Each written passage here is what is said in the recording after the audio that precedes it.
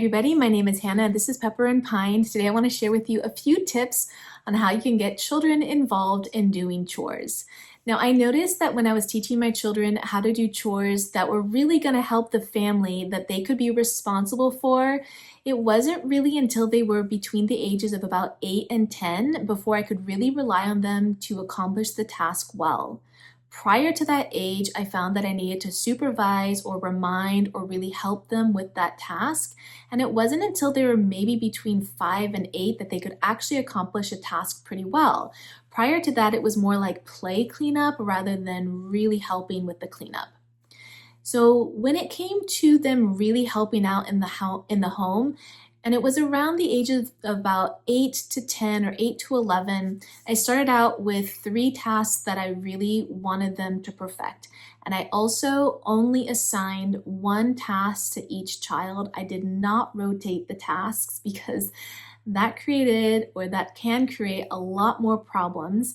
You really have to decide whether you are having them do chores for them to learn how to do chores, or you're having them do chores to really help in the household and minimize potentially the workload that you or your spouse has to do, or your stress load, the mental load of thinking about those chores.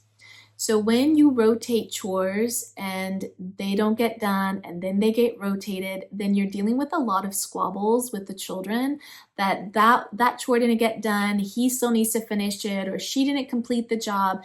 And I didn't want to deal with any of those issues, so I only assigned 1 task to each child, with the oldest child getting the most difficult task. And then as they got older, they each started to take on those other tasks.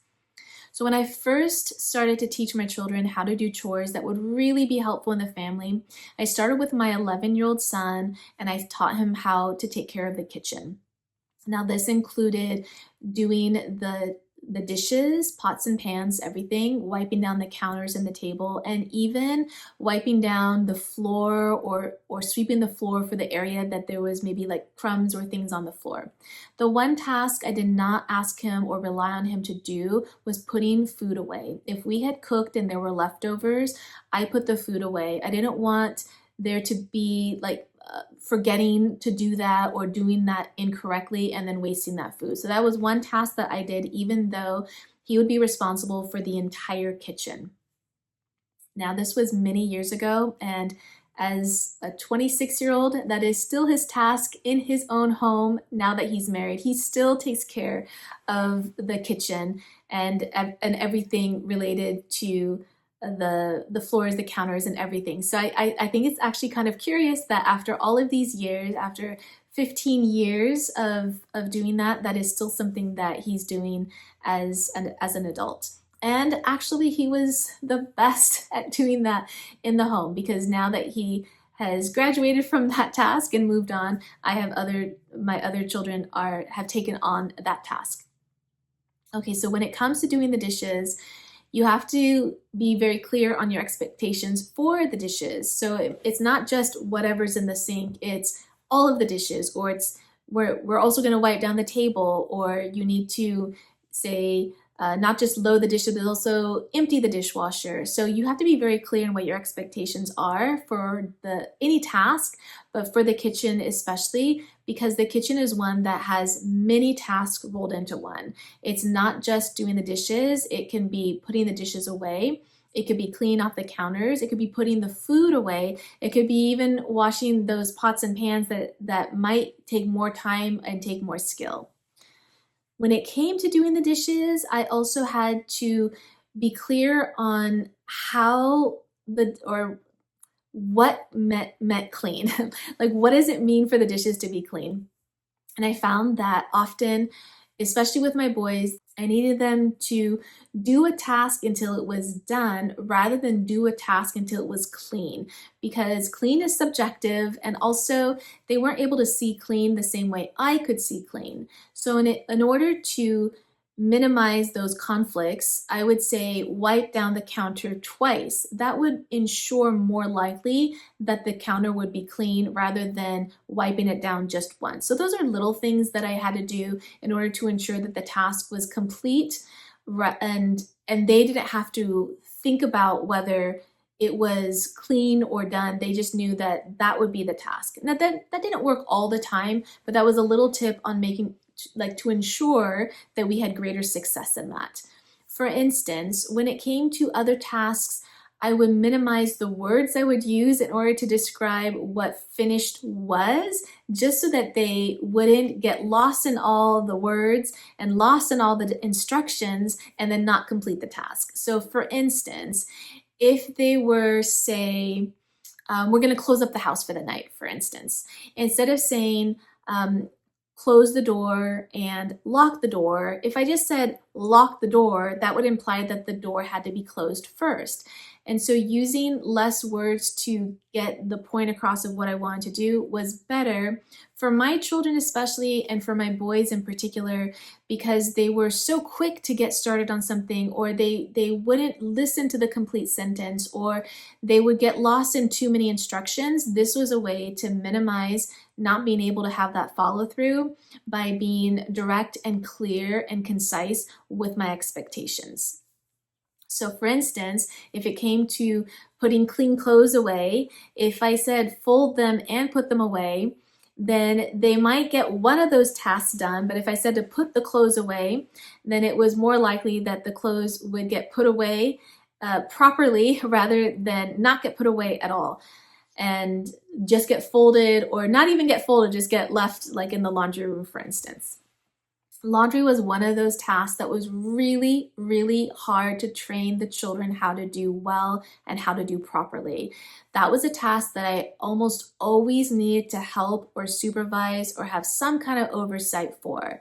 One of the things that made it really difficult was putting the clothes from the washer into the dryer or from the washer onto our drying racks. For about 8 years, we didn't use a dryer, we just used drying racks. And so there's some pros and cons to that, but still getting it out of the washer was probably the most challenging task of all. There are ways to help minimize forgetting to put the laundry either into the dryer or onto a drying rack. If your laundry machine does not have a buzzer or a timer when the laundry is done, you can certainly set your own timer. But remembering to set the timer has been my new challenge at the moment. And since we can set one in the kitchen or on our phones, it makes it a little bit easier to, especially if it's on you, a little bit easier to remember to set that timer. But still, that has been the greatest challenge, because if the laundry is done and it just sits in the laundry for too long, you're just going to have to do it again before you can take that out to dry. When the children were doing laundry, we would, and this was when they were younger, we would collect all the laundry from the house and then do the laundry. In general, we don't have too much laundry. We try to minimize the laundry itself, minimize the amount of clothes that we have, just to keep that task from getting too overwhelming. And the other thing is that we would do laundry daily. Even if it was a small load, by doing it daily meant that we would never be overwhelmed by laundry. We are a family of 6, and doing 1 load of laundry a day was enough for us. And there are certain clothes that you'd wash after 1 use, and there are clothes that you don't wash until they're dirty or they're smelly or after a few uses. So how often you wash your clothes is up to you. There are some things that are, for us, they would just be more frequently washed versus other items that are less frequently washed. And so for us, at that time, when we had 3 or 4 children and they were younger, about 1 load a day, maybe 2 at most, was sufficient for us. Getting the clothes put away, that's a different challenge altogether. I found that we would have one person managing the laundry, just like we would have one person managing the kitchen. But when it came to laundry, it was a little bit more challenging because we weren't always, it wasn't like always on our mind. So the dishes is very visible. You can tell that the dishes need to be done, and you can tell we've just had a meal, the dishes need to be done. And that was something else that I really insisted upon, is doing the dishes after the meal was complete, rather than everyone dispersing and having to remember to come back to do the dishes. Laundry is another thing entirely. It's not on your mind. It's not something as visible. So that was one task that I needed to remind the child to do the laundry, collect the laundry and do the laundry. And then I needed to remind them to transfer either to the dryer or to the drying rack. So that's one area that I helped a lot more than in other tasks, is if the laundry was done from the washer, for instance, I would either call the children to come and take care of it, or I would just transfer it. And then once it was in the dryer on the drying rack, it was less time sensitive. It could just stay there for longer. But actually, it was easier for it to stay longer on the drying rack than in the dryer, because if it stayed in the dryer, then it could get wrinkled, versus if it was on the drying rack, it was less likely to get wrinkled. So that was another positive thing about using a drying rack rather than a dryer, was that the clothes were less wrinkled. Still, the laundry wasn't as easy as other tasks, and no matter which child I trained, no one could really accomplish the task as well as I could. And it's only after 3 children attempting that my youngest child was able to handle it probably the best out of everyone, but still there was room for improvement. So here are some of the things that we changed about doing the laundry over time that made it easier for us. The first thing is that instead of doing all the laundry together, we started to separate the laundry by person. Now, a lot of families do that already. Each person is responsible for their own laundry, but in our family, we don't have an individualistic look at the chores. One person is taking care of the laundry for everyone, just as one person is taking care of the cooking for everyone, one person is doing the dishes for everyone, and that way, everyone is always in service to someone else. And that's the way that we like to do it in our family, but of course, you can do what works best for your family. And for us, doing the laundry all together was something that worked really well until it didn't. And it didn't work well for a couple of reasons. One, as the children grew and their sizes started to be more similar and their attire was more similar, it was really hard to separate that laundry and make sure that the correct person was getting their laundry. And for that reason, we started keeping the laundry separate. And that way, whoever's laundry it was, even if someone else was doing it, at least that laundry was separate and could more easily get washed, dried, and put away in the correct space.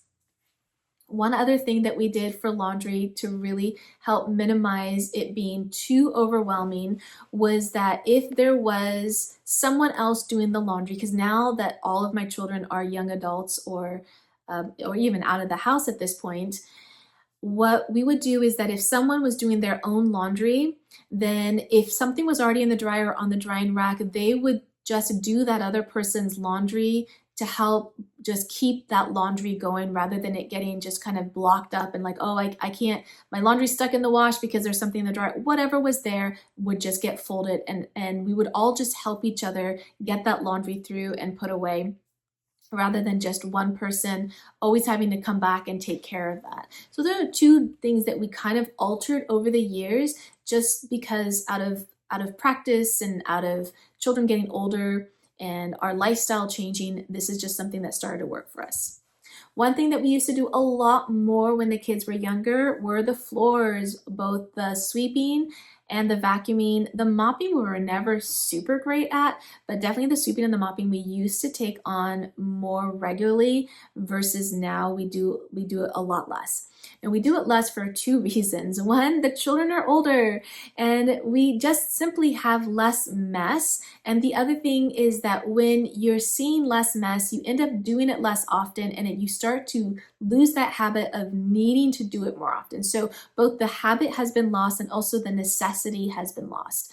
It still would be better to do it more often just for dust and allergies and things like that. However, because we are not, like the children are not as young anymore, those things are just not as necessary to be done as frequently anymore. When it comes to like major things like dusting or washing the windows, those were tasks that I would typically do. Those aren't the daily tasks. Those are once in a while tasks. And usually I would still take those on, even though the children were responsible for the majority of the daily tasks. The other task that is not daily, but it's still regular, is taking out the trash. And that was something that used to just be one person minding that for the whole house, but then over time it sort of got changed a little bit. There was still one, maybe two people who would take it out on a weekly basis, but whoever was doing the kitchen needed to take out the kitchen trash, because that is one place that I would prefer it get taken out on a daily. So even though it wasn't the person who's responsible for the trash and taking the trash out to the curb and bringing it back in and the trash cans back in and the recycle, etc., whoever was doing the dishes did end up taking care of that task. If there were one-off tasks that needed to be done, typically we would do them all together. Like if we were having company come over, then everyone was all hands on deck to help get the house prepared for that event. So everyone was doing tasks together. And then if there were tasks that were just a one-time occurrence, then those were things that I would do. And then if there were things that, say, like personal spaces, that would be things that each person would take care of their own personal space. So taking care of like making beds in their own room or vacuuming their own space. They were responsible for that. However, there were many times that even those tasks were shared. So for instance, vacuuming, if someone was vacuuming all of the upstairs, they would vacuum all of the upstairs, including all of the rooms of everyone. Or same with the downstairs. They would do the entire space. Or taking out the trash, whoever was doing the trash would take out the trash from all of the rooms and all of the bathrooms, even if that was someone else's responsibility. And when it came to bathrooms, when they were old enough to take on the bathrooms, because that was the last task that I put on to the children, and it was the last task primarily because, well, two reasons. One is I didn't think that they could take on that task when they were younger. I felt like it was a more difficult task to do. And the other thing, the primary reason, was that I didn't want them exposed to a lot of those cleaners that are used in order to clean bathrooms. I didn't want them exposed to those fumes and to those chemicals and to the cleaners. And so I would take on those tasks instead. But once they got older and they started doing them, then they were responsible for each of those spaces, those bathroom spaces. Now, how old do children have to be before they can take on these tasks?